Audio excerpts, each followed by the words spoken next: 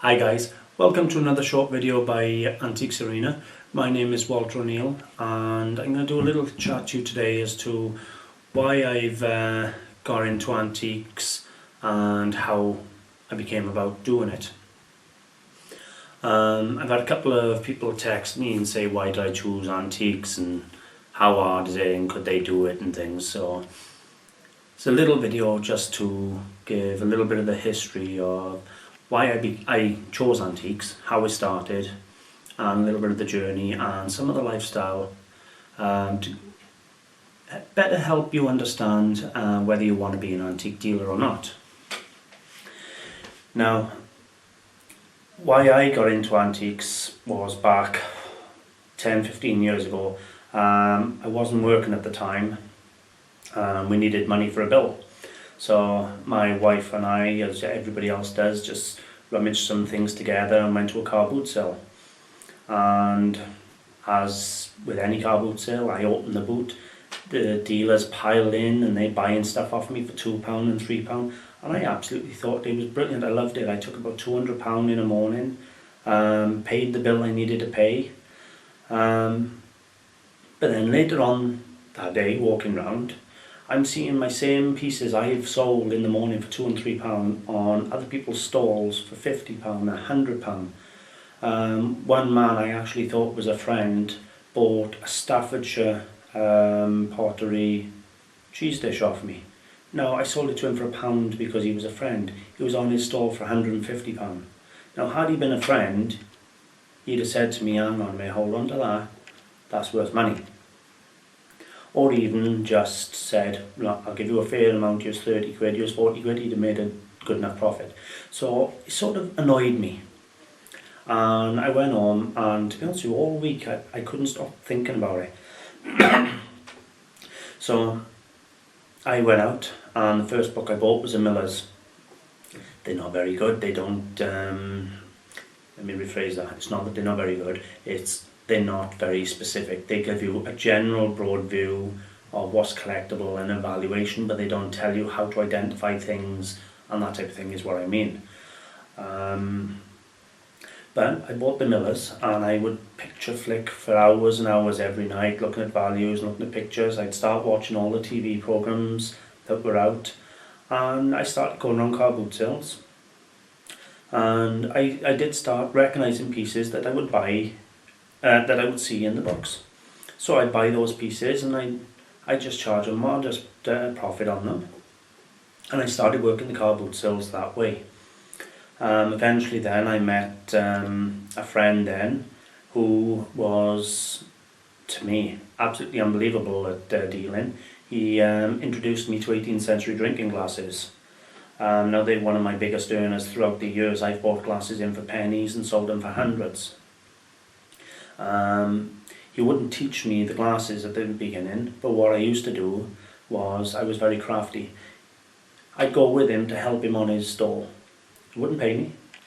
I'd sit there all day and I'd let him go off wandering around buying. But what I was doing was handling his stock, reading his descriptions, looking at his prices. He used to have a selection of 18th century drinking glasses on the floor.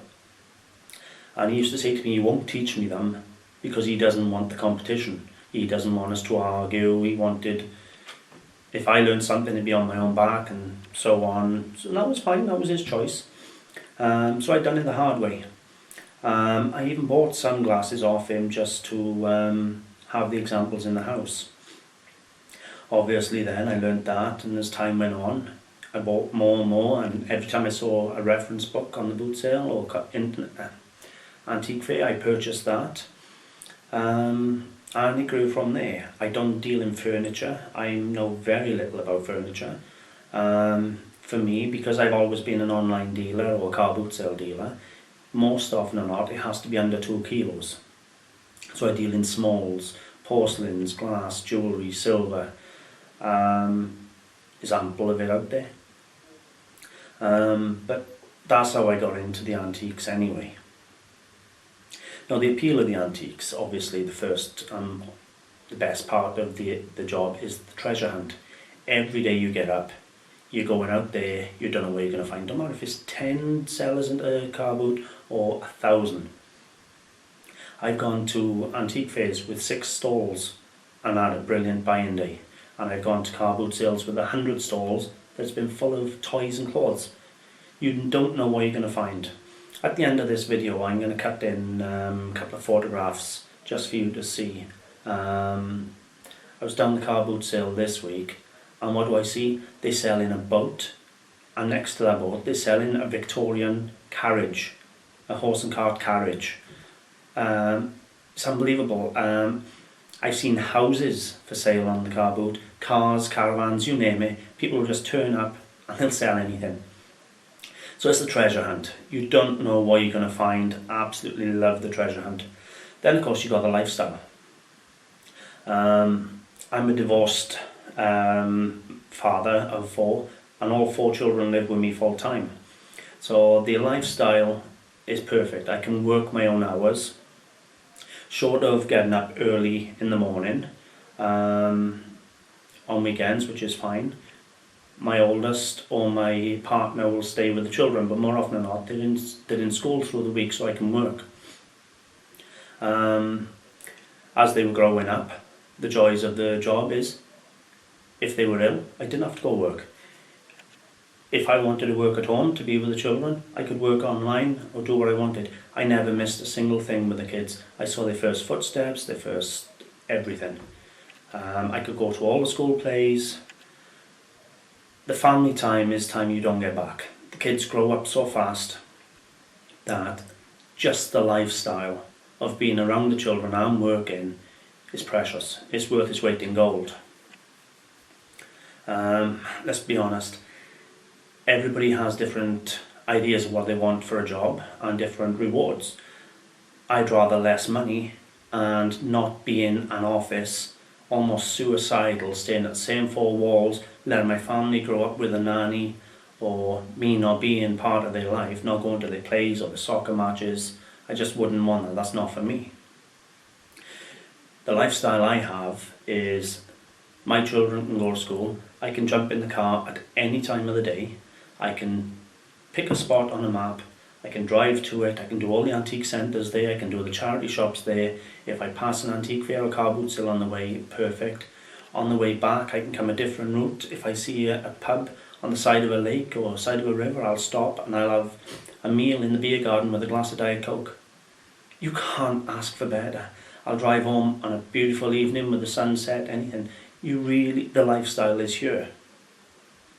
Let's say, the kids, not missing things with the kids is the best part of everything. My current partner is a nurse or carer, and she has to work, whether it's Christmas or Boxing. If it lands on her time, she has to work. I don't. I'm very, very fortunate.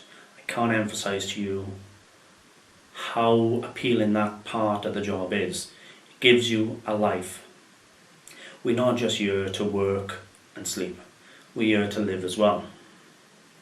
Don't get me wrong, there are hard things about the job. The early mornings are a killer. Through the winter you gotta get up. I've seen me walking around antique fairs and car boot sales in the snow, not being able to feel my toes on my fingers. Really is hard. It's the long hours. You can put 10 hours in a day and have no reward whatsoever. There's no guarantee on you're going to buy anything. As I say, I've gone to car boot sales with 100 stalls and not spent a penny. And take you 3-4 hours to walk around that tidy. Then you got the travelling there, the travelling back. Then you come home. If you do manage to buy something, you've got to research what it is, how much is it worth. It can be a lot of hard work. It takes years to learn. You're going to buy a lot of things that you lose money on. The amount of mistakes I've made over the years trying to learn this job is unbelievable. I've lost a fortune. But at the same time, it's been balanced out where I bought an 18-carat gold ring for £1. It happens. Another downside is you send stuff off on the internet. You have some dishonest people who will have a broken item, you selling a good one, they'll swap it over, claim on PayPal or something. You just take it in your stride. The positives outweigh the negatives by far. So if you're looking for an interesting job, one that you'll never stop learning, that gives you the lifestyle and the freedom to spend with your loved ones, then you won't find a better job than this. Not to mention, you surround yourself in your home with absolutely beautiful artifacts that you just think, who owned that? Where's it been? It's 200-year-old, 300-year-old, and would have cost somebody a fortune in his day. And I've got beautiful things around me in my home that have come in for a nominal fee. So anybody can be a dealer. I'm putting up a lot of step-by-step guide videos showing you just how easy it is. Go out there and try. I was approached at car boot sale a couple of weeks ago by a mother and a 15-year-old child who, a 15-year-old boy who were doing car boot sales, and they said to me I'd bought a bell off them. Now, I don't know whether they were just clearing out or whether they were making a regular thing of it, but that is exactly how I started. Best of luck to them. It's a wonderful life if you can stick it. Once you get the basic knowledge behind you, enough to make a small wage, the rest you'll learn as time goes on. You build your contact book up, never lose a contact book. Don't lose friends over business and money. Friends are far more important. I've lost 1 or 2 friends over business deals over the years, and trust me, it's not worth it. You're better off with your friends. I'm very lucky. I work with a very good friend of mine who's been there for me for many years. We spend a lot of time together. She helps me with work. She does work herself. So it's nice to have company, be able to work with your friend and choose what you do. So yeah, it's definitely a job worth doing. If you're interested in doing it, take a look at some of my videos. They're all free. Hopefully they'll help you. So thanks for watching. Please feel free to subscribe. You'll find us on eBay, Antiques Arena Clearance. You'll find us on Facebook, Antiques Arena, and we have our website, antiquesarena.co.uk and .com. Bye for now, guys.